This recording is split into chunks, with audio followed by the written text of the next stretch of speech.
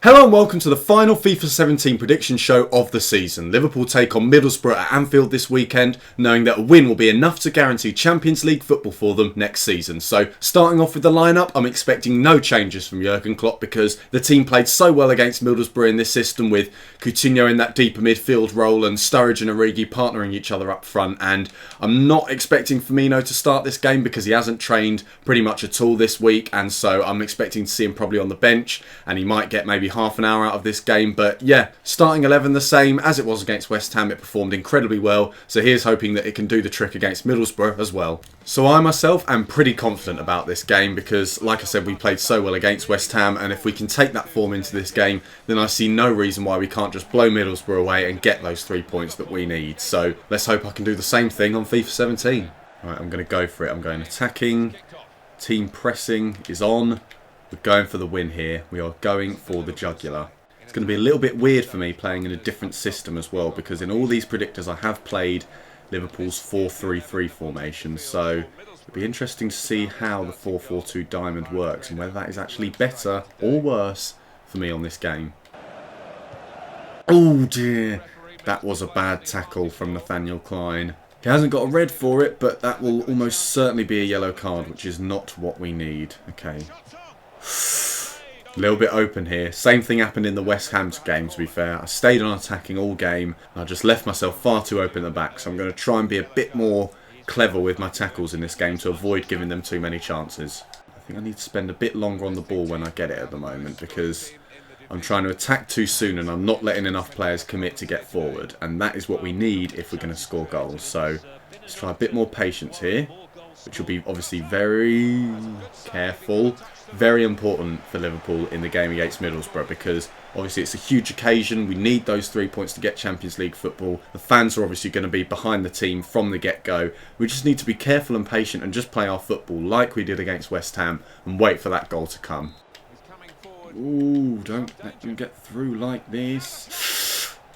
Far too many chances come through here, and already 20 minutes in, so I don't think I've had a shot yet. So let's try and just improve things.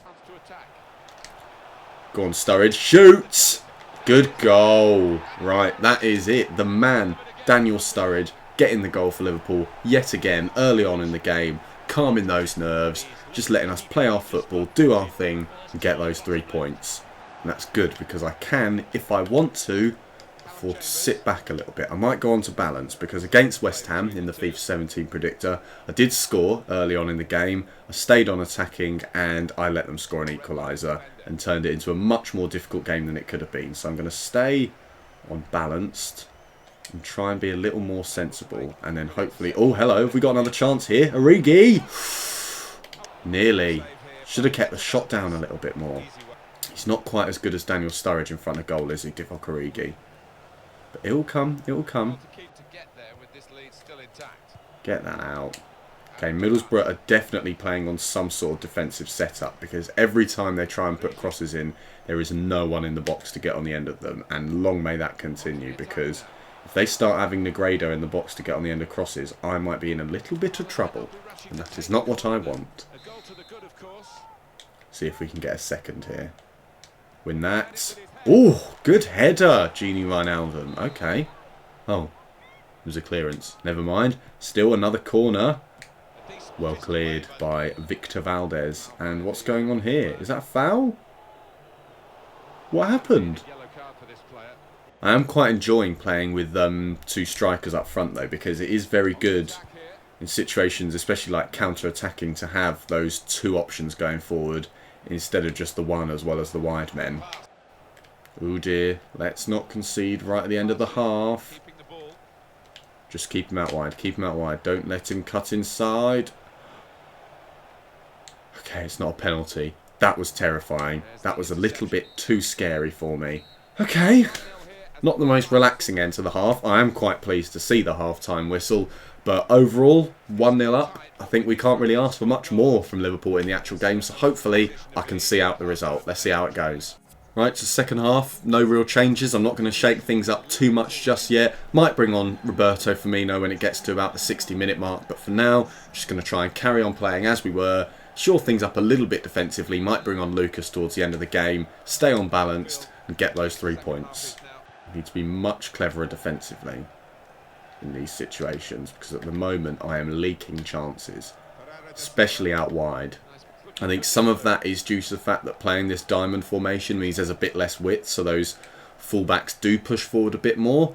So hopefully Jurgen Klopp's got some sort of contingency plan to avoid that happening in the real match. Oh, hello. Have a shot. Nearly. There we go. 2-0 to the Reds. That's what I'm talking about. Comfort. What? What? Oh.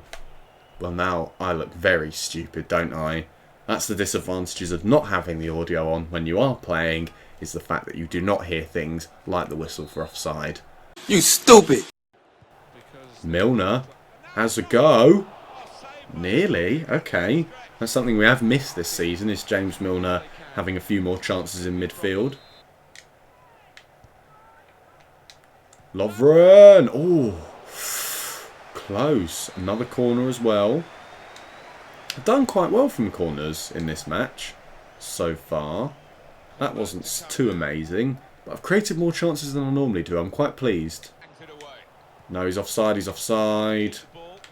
At least it wasn't as awkward as the last offside decision, which did make me look like a little bit of a muppet. Go on, Daniel Sturridge, finish it. Is that a goal? It is a goal. Right, there we go. Now it's 2-0 to the Reds. Now we've got breathing space. We've got that cushion. And now we can see out those 3 points. Because that was definitely onside. Thank you very much. Daniel Sturridge really is the man for Liverpool at the moment. I do think I'm going to weigh in a little bit on the Sturridge debate at the moment. Because obviously that West Ham game was a little bit of a turning point in, I think, a lot of people's opinions of whether or not he should stay at Liverpool. I personally think it's worth keeping him, because if he wants to stay, if he wants to accept that he might be on the bench from time to time, then I see no reason why we shouldn't keep him, because he's a hell of a luxury player to have. He's a hell of a player to be able to actually... What's going on here? This is a bit weird. Some quite funky stats going on, but he is a hell of a player for Liverpool to have, to be able to bring on from the bench or start in games when they are missing a couple of players. And if we do get European football next year's season, which is very likely, it's certainly confirmed whether or not that is Europa League or Champions League, then he will get quite a bit of game time, whether that's in the big games or the small games. So I think Daniel Sturridge, if he wants to stay on at Liverpool, definitely keep him, because he is a fantastic player, capable of doing so many wonderful things in front of goal. It's nice and relaxing winning 2-0, isn't it? Just takes all the pressure off. I mean, this would be huge for Liverpool if we can get that 2-goal cushion within an hour of the game, because the last thing we want is for things to be tense going towards the end of the game. We want this to be nice and easy and simple. Oh dear! I say that as I concede a very obvious, just get it out, just get it out. There we go. You know what I'm going to do? I'm going to give Firmino a little bit of a run out, because I think he deserves it, and it'll avoid any risk of Origi getting sent off as well. So Roberto Firmino on the pitch.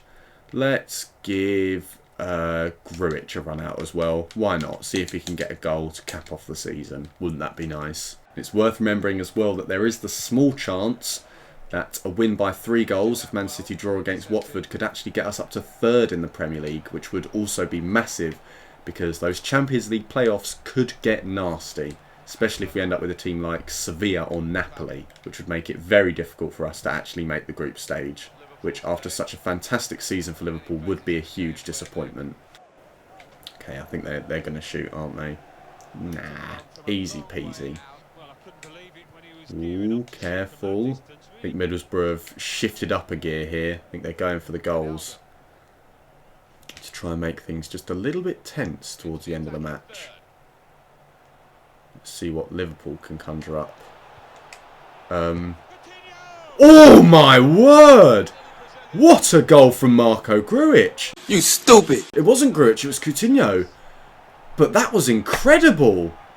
Wow! I mean, my first thought was that I've completely mucked that chance up, because that ball was meant to go to Firmino or Sturridge, but that is fantastic!